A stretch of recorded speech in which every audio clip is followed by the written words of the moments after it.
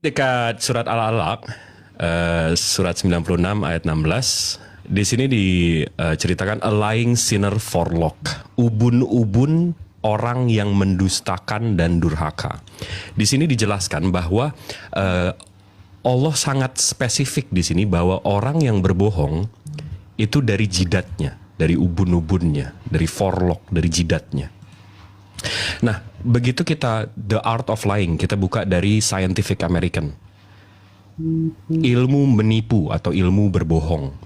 Di sini bisa dijelaskan, dikasih tahu bahwa berbohong itu dari bagian otak yang mana sih?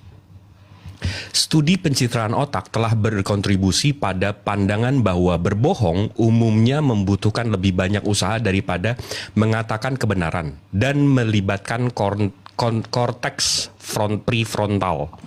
Jadi berbohong itu asal otaknya itu dari mana?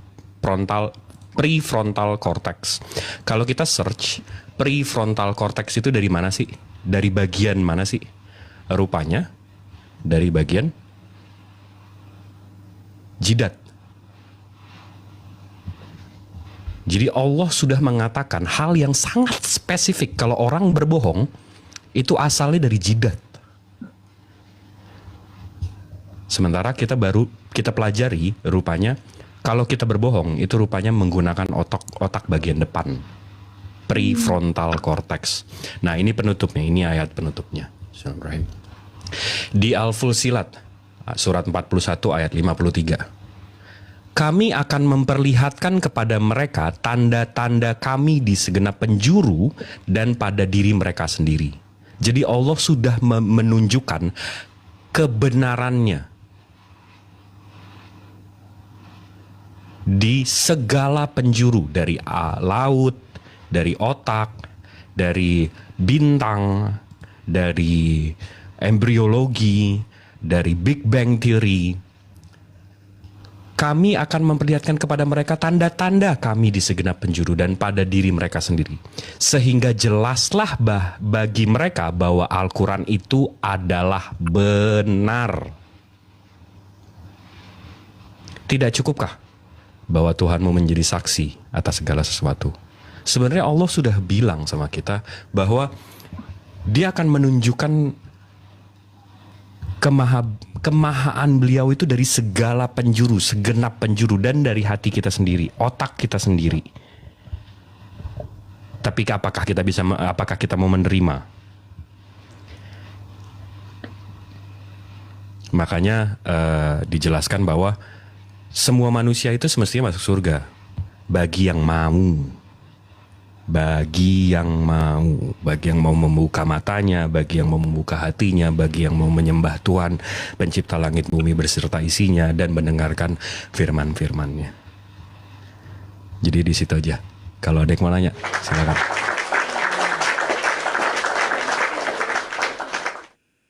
Masya Allah, keren sekali ya pembahasan kita ya.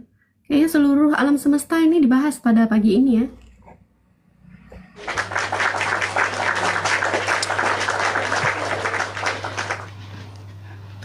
Oke, baik. Belajar ya kan. Jangan bisik-bisik Bang. Nanti tak kedengaran makin dekat kupingnya soalnya. Nah, justru itu. Oke, berarti kita masih ada satu ayat lagi ya Bang Jibril ya? Udah itu, tapi kalau mau lagi ada, tapi itu penutupnya. Jadi memang memang udah ditunjukin gitu. Ya? Boleh. Ini ada Ustadz Hanafi juga kalau mau digas. Oke, tapi itu Masya Allah, tabarakallah. Ada teman-teman mau menanggapi terkait tadi yang telah disampaikan oleh Bang Jibril ya. Kita akan namanya kamu lagi ya Bang Jibril ya. Ini di tempat siapa ya? Ustadz Hanafi ya. Assalamualaikum. Waalaikumsalam warahmatullahi wabarakatuh. Waduh, ada Winnie. Iya nih. Selamat pagi Ustadz Hanafi sama Bang Jibril sama Kak Lisa. Pagi. Kayaknya dari tadi tuh banyak yang masih typing. Kalau misalnya kami di sini tuh maksudnya apa sih? Apakah Tuhannya orang Islam tuh banyak atau kayak gimana gitu? Gitu aja sih mungkin kasih. Itu aja pertanyaannya Kak ini. Kalimat kami itu dalam bahasa kita di pondok itu namanya lit ta'zim, sebagai penghormatan. Makanya lihat konteks daripada bahasanya. Bahasa Al-Qur'annya itu apa? Inna nahnu nadzala dzikra wa inna lahu lahafizun. Sesungguhnya kamilah yang menurunkan Al-Qur'an dan kamilah yang menjaganya. Apakah Allah menjaga sendiri? Tentu bukan berarti Allahnya banyak. Di situ kalimat daripada bahasa daripada Al-Qur'an itu posisinya penghafal Al-Quran di muka bumi ini berapa juta orang. Dari mulai yang umur 5 tahun, 7 tahun, 10 tahun, 12 tahun. Bahkan dari posisi orang-orang yang katanya dia itu punya keterbelakangan, yang katanya dia posisinya adalah mungkin gagap, mungkin katanya idiot. Bahkan di Darul Quran ada yang umur 12 tahun, dia itu posisi idiot, tapi penghafal Quran tuh idiot. Saat dia melantunkan Quran gak gagap lagi. Artinya mereka ini kalimatnya sebagai lit ta'zim, penghormatan kepada orang-orang yang menghafal Quran. Jadi kalau seumpama nggak belajar tentang bahasa loghah, ini bahaya. Jadi bukan berarti Allah itu banyak, begitu ya teman-teman. Wallahu ta'ala a'lam bishawab.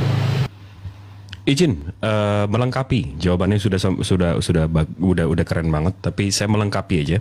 Jadi kalau untuk yang nggak bisa bahasa Arab, kami dalam Al-Quran itu menjelaskan bahwa itu menggunakan kata yang namanya royal we. Ini kalau kita translate, royal we itu artinya penggunaan kata kami dan bukan aku oleh seorang seperti yang biasa digunakan oleh penguasa. Jadi kalau ini bisa dari Oxford juga, nih ya, translate. Waduh, mana itu tadi? Saya translate.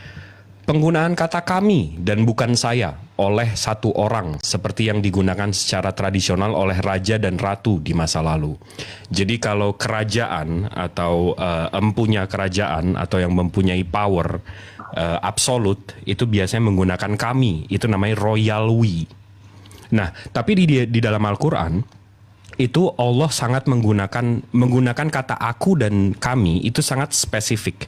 Begitu beliau mengatakan sembahlah aku sebagai satu orang, satu pihak, aku sembahlah aku.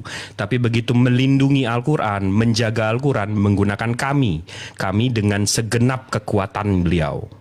Jadi spesifik sekali Allah menggunakan kata aku dan kami. Itu bukan main-main. Jadi kalau ada berbeda di situ aja udah berantakan. Makanya Allah menggunakan kata kami dan aku itu sangat spesifik. Oke, makasih jawabannya. Mantap sekali. Oke, sudah terjawab ya Kak ini ya? Ya udah. Assalamualaikum. Waalaikumsalam warahmatullahi wabarakatuh. Izin turunkan ya Kakak. Itu ada yang bertanya, izin bertanya Al-Quran datang 600 tahun kemudian melalui Jibril ke Muhammad, apa itu nggak aneh? Apa nggak aneh kitab sebelum Yosua atau Isa itu dari Injil itu ke Maleki itu 600 tahun, ke Taurat itu 1500 tahun bedanya, apa nggak aneh? Tapi ya mungkin dia mau menganeh-anehkan saja.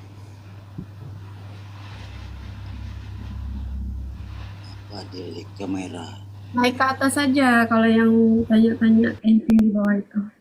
Biar kita bisa dengar juga. Pak Edit, sudah bisa Halo. buka kamera? Ya, Bentar. saya sudah bantu dari sini Pak. Ya. 10 detik paling lambat ya Pak menunggunya.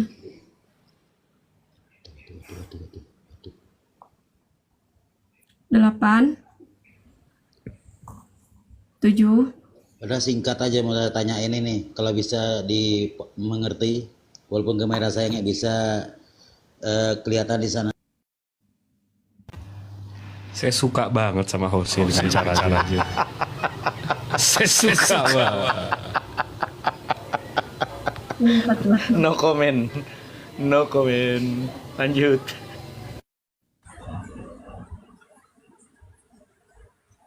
Jadi teman-teman saya tegaskan kembali, pastikan bisa membuka kamera. Setelah membuka kamera baru bertanya atau sampaikan apa yang teman-teman ingin sampaikan ya. Seperti itu. Pak Domer, selamat pagi. Selamat pagi. Assalamualaikum warahmatullahi wabarakatuh. Assalamualaikum. Saya tertarik dengan ini, Ustadz host Al-An'am tadi, Al-An'am. Barang siapa dikehendaki Allah akan mendapat hidayah, dia akan membukakan dadanya untuk menerima Islam. Dan barang siapa dikehendakinya menjadi sesat. Ini saya ingin minta tanggapan Ustadz Jibril, Ustadz Hanafi.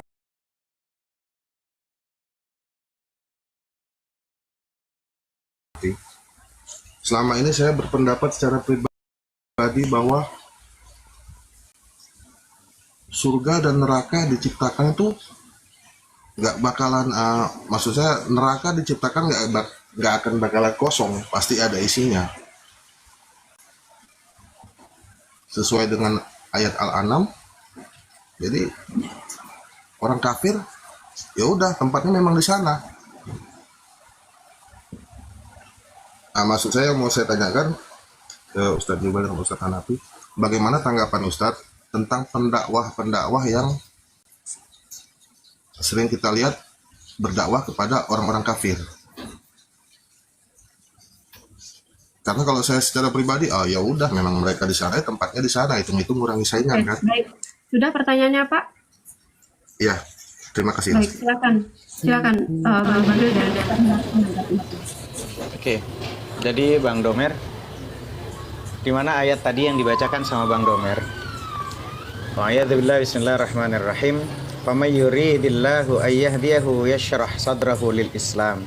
Wa man yurid ayyudillahu yaj'al sadrahu dayyiqan harajan ka'annama yas'adu fis sama'. Kadzalika yaj'alullahu rajsa 'alal ladzina la yu'minun. Barang siapa yang Allah menghendaki akan memberikan kepadanya petunjuk, niscaya dia melapangkan dadanya untuk memeluk agama Islam. Dan barang siapa yang dikehendaki Allah kesesatannya, niscaya Allah akan menjadikan dadanya sesak lagi sempit seolah-olah sedang mendaki langit. Begitulah Allah menimpakan siksa kepada orang-orang yang tidak beriman. Begitu kan? Begitu ayatnya? Betul. Di sini kalau kita nanti ngambil daripada tafsir-tafsir, maka barang siapa yang Allah berkehendak memberikan taufik untuk menerima kebenaran. Di dalam ayat-ayat Quran itu saling posisi yang sangat menyempurnakan. Maka kalau dalam Ahlus Sunnah wal Jamaah, al-insan bainal musayyir wal mukhayyir. Manusia itu ada takdir yang nggak bisa dia rubah, tapi ada takdir yang dia bisa merubahnya. Maka di surat Al-Baqarah dikatakan, innallaha la yughayyiru ma biqaumin hatta yughayyiru ma bi anfusihim. Allah tidak akan merubah nasib satu kaum kalau kaum itu tidak mau merubahnya. Kan begitu. Nah, maka kita nggak bisa nih takdir yang musayyir apa tuh? Contoh, kita udah nggak bisa milih lagi ibu bapak kita siapa. Kita udah nggak bisa milih lagi kita lahir di negara mana. Itu sudah terjadi. Tapi ke depannya kayak sekarang nih, kita mau turun dari Qamar, mau naik dari Qamar, itu tergantung kitanya. Ya kan? Allah sudah berikan begitu banyak hidayah dan taufik, udah disebar luaskan dari saking sayangnya Allah. Bahkan kita manusia sudah diberikan akal.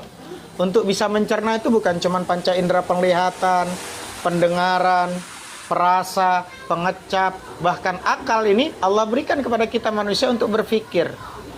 Nah, nanti tinggal dia nih, free will-nya yang ada pada diri dia. Dia mau yang mana dia ambil. Gitu loh. Contoh ketika Allah itu sayang sama kita, berapa waktu yang secara terang-terangan kita dipanggilnya untuk mengesahkan dan membesarkan Allah. Allahu Akbar, Allahu Akbar. Lagi sibuk apapun kita kegiatannya, lagi punya masalah yang begitu, keuangannya, masalah ekonomi, masalah rumah tangga, masalah pribadi, masalah apapun. Pada saat itu kita melihat ada panggilan, ternyata hanya Engkau yang besar, masalahku kecil ya Allah. Allahu Akbar, Allahu Akbar. Saat itu kita merasa Ya Allah, saya kok punya masalah ekonomi yang begitu ruwet, yang begitu besar ya. Ketika ada panggilan itu, bagimu ya Allah, langit, bumi, antariksa ini kau mudah kau atur. Apalagi cuman urusanku ya Allah. Selama ini aku salah ya Allah. Aku lupa, aku menuhankan akalku, aku menuhankan ilmuku, aku menuhankan panca indraku, aku menuhankan fisikku yang padahal semuanya ini terbatas. Seharusnya aku menuhankan yang tak terbatas, yaitu Engkau ya Allah. Allahu Akbar, Allahu Akbar. Syahadu an la ilaha illallah. Seringkali aku kecewa, seringkali aku sakit hati karena aku masih berharap selain kepadamu ya Allah. Dan aku sering sakit hati dan kecewa karena masih bersandar bukan kepadamu ya Allah. Hari ini aku hanya ingin bersandar kepadamu ya Allah. Inna salati wa nusuki wa mahyaya wa mati lillah. Semua aku tujukan kepadamu ya Allah.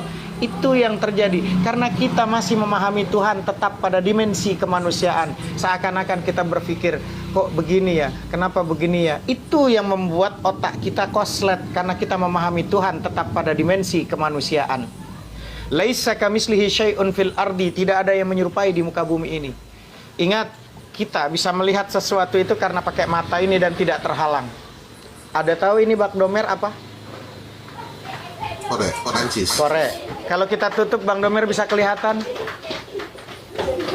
Tidak. Bang Domer tinggal di mana sekarang? Saya di Palembang. Palembang. Bang Domer nggak lama, Bang Domer dari Palembang datang ke Jakarta. Bang Domer lupa, tiba-tiba buku sama Bang Domer, pemantik ini Bang Domer taruh di buku. Tiba-tiba datang ke Jakarta. Bang Domer lah yang naruh korek itu dalam buku. Istri bertanya sama Bang Domer, Ayang, korek kemana Yang? Bang Domer ada di Jakarta. Apakah Bang Domer itu nggak tahu posisinya di mana itu korek? Kan Bang Domer yang menaruhnya korek itu dalam ini. Bang Domer tinggal bilang apa? Sayang, korek ada di dalam buku. Pertanyaannya Bang Domer, alam, antariksa, langit dan bumi kita semua yang menciptakan siapa? Bang Domer yang menaruh korek ini ada di dalam buku saja tanpa harus dilihat. Bang Domer tinggal bilang bahwa korek ada di selipan buku. Apalagi alam antariksa kita semua, hati manusia semua yang menciptakan Allah, bagaimana mungkin Allah tidak tahu? Sampai sini paham? Jadi Allah untuk mengetahui sesuatu tanpa harus dengan mata dan panca indera yang dimiliki manusia. Yang membedakan, yang membuat kita ruwet karena kita selalu memahami Tuhan tetap pada dimensi kemanusiaan. Itu yang bikin kita ruwet. Karena Allah bukan akan tahu, baru tahu, ingin tahu. Bagi Allah, Allah yang menciptakan masa, waktu, dan tempat. Jadi Allah tidak akan mungkin ada di masa dan waktu dan tempat itu. Karena Allah yang menciptakan masa dan waktu dan tempat itu. Jadi nggak mungkin Allah tidak maha tahu. Jadi kalau kalimatnya dibilang bahwa ini kok begini ya, jangan samakan tentang mengenai masalah pikiran kita kepada yang Allah sudah menciptakan. Pasti Allah tahu. Kita naruh korek di dalam itu karena kita yang ciptakan. Korek ada di buku, kita pun tahu. Bagaimana mungkin Allah ciptakan kita dan semua alam antariksa termasuk Quran? Bagaimana mungkin Allah tidak tahu, Bang Domer? Wallahu ta'ala a'lamu bissawab. Demikian. Baik, terima kasih Ustadz Hanafi. Bang Jibril mau menambahkan, silakan Bang Jibril. Udah sempurna sekali itu jawabannya. Masya Allah, tabarakallah. Baik, Bang Domer sudah terjawab pertanyaannya? Mohon maaf, host. Kayaknya masih kurang sedikit, Ustaz. Maksud saya begini loh. Di kehidupan saya, ada orang kafir. Saya nggak mau ngajak gitu. Saya nggak mau jemput bola. Kecuali mereka bertanya. Misalnya, Bang atau Pak, itu Islam tuh gimana sih? Begini baru saya jemput bola. Tapi kalau baru saya tanggapin. Tapi kalau itu saya nggak mau jemput bola. Yang maksud saya yang saya tanyakan ini, bagaimana tanggapan Ustadz mengenai ada sering kita lihat di YouTube, saya sering lihat di YouTube ada pendakwah yang khusus berdakwah kepada orang-orang kafir. Saya akan simpulkan, kasih 2-3 menit. Kalimatnya abangku, kita orang-orang yang beriman kan beriman kepada Al-Quran. Perintah di Al-Quran itu ada di surat yang namanya An-Nahl ayat 125. Menurut Bang Domar, ayat kalimat daripada ud'u ila sabili rabbika bil hikmah wal mau'izatil hasanah wajadilhum billati hiya ahsan inna rabbaka huwa a'lamu biman dhalla an sabilihi wa huwa a'lamu bil muhtadin itu apa? Ud'u itu kalimatnya serulah manusia kepada jalan Tuhanmu. Apakah kita diam atau kita yang menyampaikan? Menurut abangku gimana? Kalau kalimatnya sampaikanlah, berarti menyampaikan. Apakah nunggu dari orang untuk datang? Berarti termasuk pada orang kafir, begitu ya? Oh iya, tugas kita menyampaikan, bukan memaksa. La ikraha fiddin, gak ada paksaan untuk masuk ke dalam Islam.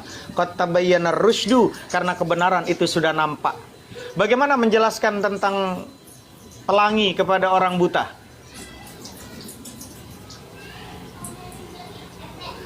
Menurut Bang Domar gimana caranya? Susah kan? Nah, justru masalahnya orang kafir itu fi qulubihim maradun fazadahumullahu marada. Bahkan orang kafir itu sawaun alaihim anzartahum am lam tundirhum la yu'minun. Sama saja bagimu kau beri peringatan kayak enggak diberi peringatan kan mereka tidak akan beriman. Saya tanya sekarang. Sekarang saya tanya, ketika ada di Komal ada 9 Komal, ada orang kafir, yang dituju orang kafirnya atau yang nonton di bawah berapa ribu orang? Berapa ribu orang? Karena orang kafir itu tidak akan mungkin dapat kalau dia tidak mau membuka covernya. Kafir itu dari kalimat menutupi. Kita punya ember ada tutupnya. Kalau ngisi air terus tutupnya nggak dibuka, bagaimana air mau keisi? Jadi maksudnya walaupun begitu, tapi kita tetap harus tugas kita memang tugas kita kan balighu anni walau ayah, kata Rasulullah. Sampaikan, ini Rasulullah dan Allah yang menyuruh. Bukan kata Hanafi, sampaikan dariku walaupun 1 ayat. Sekarang kalau umpama kita bukan rahmatan lil alamin, andaikan bukan rahmatan lil alamin, saya udah sibuk aja sama urusan saya. Ngapain saya sibuk sama urusan orang lain? Cuman di sini karena ada perintah kita ini rahmatan lil alamin. Maka kita dituntut karena saya sayang karena kamu tuh karena Allah. Saya berbuat baik bukan karena kamu baik. Saya berbuat baik bukan karena berharap kamu baik. Saya berbuat baik bukan karena posisinya kamu baik lagi sama saya. Tapi saya berbuat baik, berdakwah, menyampaikan kebenaran. Itu karena Allah izinkan lisan, hati, pikiran saya jadi orang baik. Dan saya tidak peduli orang lain mau balik lagi sama saya kayak nggak baik sama saya kayak orang, yang penting saya sudah melakukan tugas saya sebagai khalifatul fil ardi, khalifah di muka bumi untuk menyampaikan kebenaran bukan pembenaran. Perdebatan biasa, jangankan kita sudah melakukan kebaikan, Nabi Muhammad yang udah luar biasa masih dibilang gila. Jangankan Nabi Muhammad, Allah aja masih difitnah, dia bilang punya anak. Apalagi saya, apalagi Anda teman-teman semuanya. Ya, lakukan saja kebaikan itu sesuai dengan pengetahuan yang kita miliki. Yang penting niatnya karena Allah. Wallahu taala alam bisawab. Lanjut. Baik.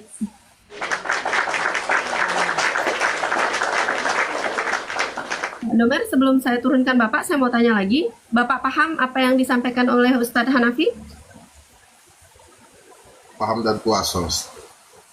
Oke, baik. Berarti cukup ya untuk jawabannya? Baik.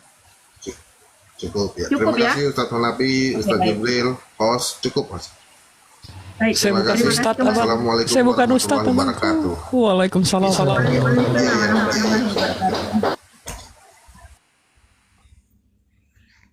Ya nggak apa-apa, kata Ustadz Hanafi, Bang Jibril, biar jadi doa. Iya. Ada edukasi yang nanti sebelum nanti saya dipanggil Ayang Beb untuk minum obatnya teman-teman. Saya menulis sesuatu dan saya senang sekali kalimat ketika saya berpikir, kok istri saya sakit, saya jadi sakit ya. Kok ketika jalan mobil dipakai anak terus diserempet kok motor, kok saya jadi sakit ya karena motor itu tergores ya. Teman-teman, tubuhku bukan aku. Tanganku bukan tanganku. Tanganku bukan aku. Bahkan pikiranku itu bukan aku, perasaanku pun bukan aku, teman-teman. Saya berpikir dan saya menulis itu semuanya. Yang kelihatan nempel denganku saja bukan aku, kan gitu, teman-teman. Yang nempel, pikiranku bukan aku, tanganku bukan aku, wajahku bukan aku, badanku bukan aku. Itu yang nempel di diri kita aja itu bukan aku, teman-teman. Lalu bagaimana yang nggak nempel gitu loh? Contoh, rumahku bukan aku, mobilku bukan aku, motorku bukan aku, pasanganku bukan aku, ya kan? Dan teman-teman, maka yang tidak nempel aja, apalagi yang nempel aja bukan aku, teman-teman. Nah di sini nanti saya melihat teman-teman semakin banyak manusia hari ini itu menderita. Banyak hidupnya itu menderita dikarenakan sudah melekat dengan sesuatu yang bukan aku. Ya kan? Kita ini banyak menderita karena sudah melekat dengan sesuatu yang bukan aku. Dia melekat dengan pikirannya, dengan perasaannya, dengan tubuhnya, dengan wajahnya, dengan mobilnya, dengan rumahnya. Ya, dengan sesuatu yang tidak melekat. Hingga yang terjadi seperti itu, teman-teman. Semakin menderita kehidupan karena kita melekat dengan mobil. Mobilnya tergores. Seakan-akan kita ikut tergores. Betul nggak? Kan seperti itu, teman-teman. Maka yuk kita belajar mulai hari ini. Sadari siapa aku. Sehingga kalau umpama teman-teman udah lama nggak ketemu sama Lisa, kok Lisa makin gembrot ya, makin gemuk ya. Maka kita harus merasa, aku bukan gemuk. Nggak mau, saya nggak terima, cari yang lain. Umpama yang lain. Iya. Cari umpamaan yang lain. Jadi kalimat gemuk. Nggak mau, Ustaz. Ya udah yang lain. Nggak ada Nora lah kita ngomongin jadi fitnah ngomongin orang ini jadinya. Ya atau orang lain si A gemuk. Gemuk itu ya gemuk, A itu ya A. Kan harusnya begitu. Gemuk itu ya gemuk, A ya A. Aku bukan gemuk, gemuk bukan aku. Kan gitu ya teman-teman. Maka mulai hari ini sadari siapa aku sehingga kita tidak mudah baper, tidak mudah tersinggung dengan apa yang orang lakukan terhadap yang bukan diri kita, bukan si aku. Karena aku adalah hamba Allah, aku adalah ciptaan Allah, aku punya tugas sebagai khalifatu fil ardi, khalifah di muka bumi, itulah aku. Jadi sadarilah teman-teman akumu, maka kita lebih tenang dalam menjalani kehidupan ini insyaallah. Semoga ketemu kepada si aku. Wallahu ta'ala a'lamu bis-shawab. Oke. Jadinya saya pikir kita mau sampai jam 10.30 saja, tapi ini sudah jam 10.23. Saya tanya dulu sebelumnya, sebelum saya lanjut menyapa Bang Hendra. Bang Jibril masih ada waktu? Masih. Kalau 10.30 oke. Emang Kalisa mau sampai kapan? Sebenarnya kita mau sampai 10.30, tapi dikarenakan ini Bang Hendra ini saya lihat sudah sering buat permintaan untuk naik, tapi belum ada kesempatan untuk naik begitu. Boleh. Bang Hendra ya. Gitu ya. Kalau saya sih sampai di titik melihat Anda kalian berdua sama wah gitu kalau saya. Ustaz Hanafi ini kadang-kadang. Oke. Assalamualaikum Bang Hendra. Waalaikumsalam warahmatullahi wabarakatuh. Langsung nih. Iya, langsung. Oke, baik. Terima kasih banyak Kak Alisa, Pak Ustadz. Kemarin saya juga sempat naik, cuma belum ada tema kemarin pas saya naik ya. Jadi saya hanya perkenalan aja kemarin. Kalau sekarang alhamdulillah udah ada bisa tanya jawab ya. Jadi gini Pak Ustadz, saya mau tanya terkait bagaimana, kan kalau ini menurut saya Allah itu setiap penciptaan apapun itu yang Allah lakukan itu pasti masuk akal. Ini pendapat saya, pasti masuk akal. Kenapa ada hal-hal yang tidak masuk akal? Ya itu karena mungkin akalnya aja belum nyampe. Nah, ketika sudah nyampe, pasti semuanya masuk akal. Ini pandangan saya. Dan pertanyaannya, bagaimana Allah menurunkan Nabi Adam ke alam dunia ini? Itu turunnya apa seperti pena jatuh? Apa seperti pelosotan? Kalau orang Sunda bilang itu, saya orang Sunda dari Bogor, orang Sunda bilang nyorodot atau pelosot. Apa turunnya seperti di gunung turun ke bawah? Apa gimana itu? Cara Allah menurunkannya itu pasti ada. Bang, ini enggak Ustadz ini. Silahkan tolong dijawab. Biar saya yang initial jawabnya aja ini. Kalau jawaban saya gini Bang, jangankan cara turunnya ya Bang ya. Kita tahu aja nggak dia punya udel Bang. Kan kalau udel tuh dari perut ya Bang dilahirkan. Kita nggak tahu Nabi Adam punya udel apa nggak. Apa lagi cara nurunin ya Bang. Wallahu alam bisawab Bang. Silakan Ustaz Hanafi. Gini Bang Indra, jangankan berpikir tentang Nabi Adam, banyak sesuatu yang nggak bisa diakali. Bang Indra nanti kalau umpama belajar secara terdoktrin di kitab, di sejarah, ada onta yang keluar dari batu. Apakah masuk secara akal? Lalu nanti kita cerna diri kita, Bang Indra, saya, Bang Jibril, Lisa, sekarang masih hidup bisa nggak secara akal? Kenapa kita masih hidup? Akal kita mau diperes sampai botak sariawan bundar juga nggak akan mungkin ketemu. Saya masih bisa yang namanya megang korek ini aja nggak masuk secara akal. Saya masih hidup hari ini, Bang Indra masih hidup, teman-teman masih hidup hari ini. Tuh coba tanya, kenapa kok masih hidup? Masuk secara akal. Gimana cara akal untuk menjelaskan? Lalu saya bantu lagi, sesuatu yang nampak tuh belum tentu akal tuh mampu menjelaskannya. Mau tahu contohnya? Manisnya gula dengan manisnya madu, silahkan tulis seperti apa itu.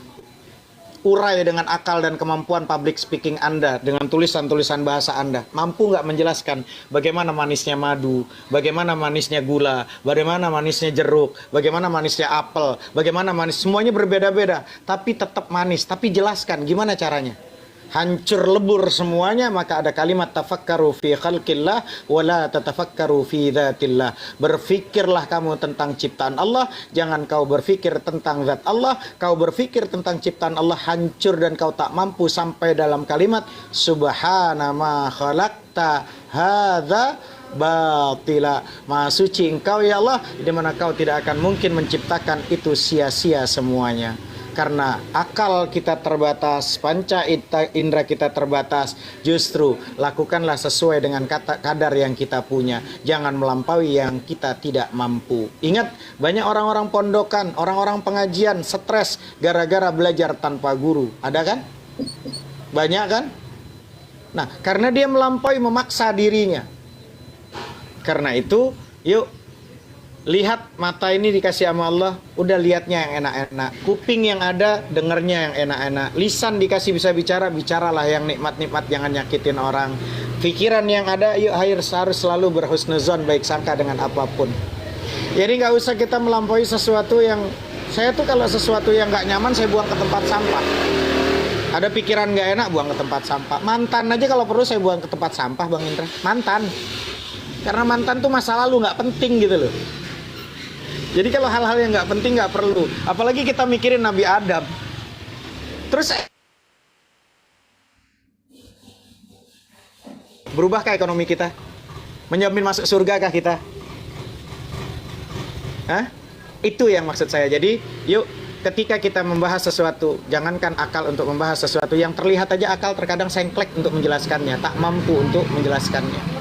Antara manisnya madu dan manisnya gula aja tak mampu mengurainya walaupun berbuku-buku kita tulis. Wallahu ta'ala a'lamu bis-shawab. Lanjut. Gini Pak Ustadz, dari pernyataan Pak Ustadz barusan, mungkin beberapa hal masih yang saya bilang tadi, ada beberapa hal yang memang belum masuk akal. Tapi pasti masuk akal, ini menurut pandangan saya, pasti masuk akal, semuanya pasti masuk akal. Cuma belum ketemu aja. Dan untuk penciptaan Nabi Adam sendiri turun ke alam dunia ini, saya dapat pernyataan. Makanya ini hanya menyamakan persepsi aja. Ini yang saya dapat ada ulama atau guru saya lah mengatakan bahwa turunnya Nabi Adam. Kenapa ini penting? Karena Nabi Adam itu diturunkan dari surga. Nah, kalau turunnya seperti ini, Ustadz, jatuh kayak pulpen jatuh begini, itu nggak masuk di dalam akal. Tapi ternyata di dalam bahasa turunnya itu bahasanya bukan turun seperti dijatuhkan, bukan seperti itu. Itu kan ada ayatnya yang menerangkan bahwa turunnya Nabi Adam itu kita tinggal apa namanya di ini aja bahasanya itu turunnya seperti apa? Ya turunnya itu ya seperti orang turun dari gunung. Artinya berarti yang dimaksud surga itu kalau misalkan kita ke sini merujuk ke turunnya Nabi Adam, berarti surga-surga itu bukan hayalan adanya di langit atau di mana, tapi ya memang ada di alam dunia ini yang kita sekarang tempati. Karena turunnya turunnya itu dia turun. Maksud saya ke situ arahnya. Afwan potong Bang. Tapi itu udah eksegesis Bang. Itu udah penafsiran, eksegesis yang terlalu banyak moving parts, terlalu banyak asumsi untuk menekankan, untuk membenarkan narasi Abang. Menurut saya, seperti yang Ustadz Hanafi jelaskan, itu jadi kalau simpelnya otak kita ini RAM 8 GB, sementara hal-hal seperti itu yang harddisk 2 tera, 3 tera, abangku. Jadi kita masukin ke otak kita pun nggak bisa gitu loh. Jadi memang ada beberapa hal yang memang di luar kemampuan otak kita. Gitu bang. Jadi kalau abang coba untuk menafsirkan ini itu ya, itu terlalu eksegesis. Nanti kita sama seperti penyembah makhluk bang. Oknumnya tidak bilang dia Tuhan, tapi dituhankan. Itu kan udah eksegesis, udah pengartian. Menurut saya sih jangan sampai sejauh itu bang. Itu tadi makanya jawaban saya dengan Ustaz wallahu alam bisawab gitu loh, karena tidak dijelaskan. Ya Bang Hendra ya. Ya, intinya gini Indra. Jangankan membahas tentang yang dulu, yang sekarang aja ada akal yang nggak mampu. Tadi saya bilang, kita masih hidup sekarang tuh secara akal gimana caranya? Ada yang tahu kenapa kita masih hidup? Oh, karena ada ruh. Terus dijawab di Quran, kulir ruh min amri rabbi. Roh itu, wahai Muhammad, itu urusanku bukan urusanmu. Sampai di situ aja kita karena ada ruh. Terus ruh gimana nempelnya di tubuh tuh gimana? Terus nanti gimana? Ditanya-tanya terus tuh. Hal-hal yang sebetulnya masih banyak yang harus kita lakukan untuk ekonomi kita biar maju, pekerjaan kita lebih baik lagi, untuk bisa lebih baik ke tubuh kita sendiri, ke keluarga kita sendiri. Hal-hal yang tidak merubah sesuatu yang penting, maka jangan terlalu difikirkan. Sami'na wa ta'na. Karena kalau nanti pakainya di akal, seperti Imam Ali dikatakan, nggak semuanya harus masuk di akal, kata Imam Syafi'i. Kalau masuk di akal, maka nanti ngambil wudhu itu bukan muka dulu yang diusap, tapi kaki. Iya toh? Kalaulah seumpama dia ngambil wudhu bersuci itu harus masuk akal, maka bukan muka yang pertama kali diusap, tapi kaki. Karena kakilah yang selalu kena kotoran. Gitu loh. Jadi artinya jangan terlalu sibuk dengan segala sesuatunya harus dengan akal. Sami'na wa ata'na. Wallahu taala a'lamu bishawab. Gitu. Buat penutup aja ya, buat penutup. Jadi gini Kalisa,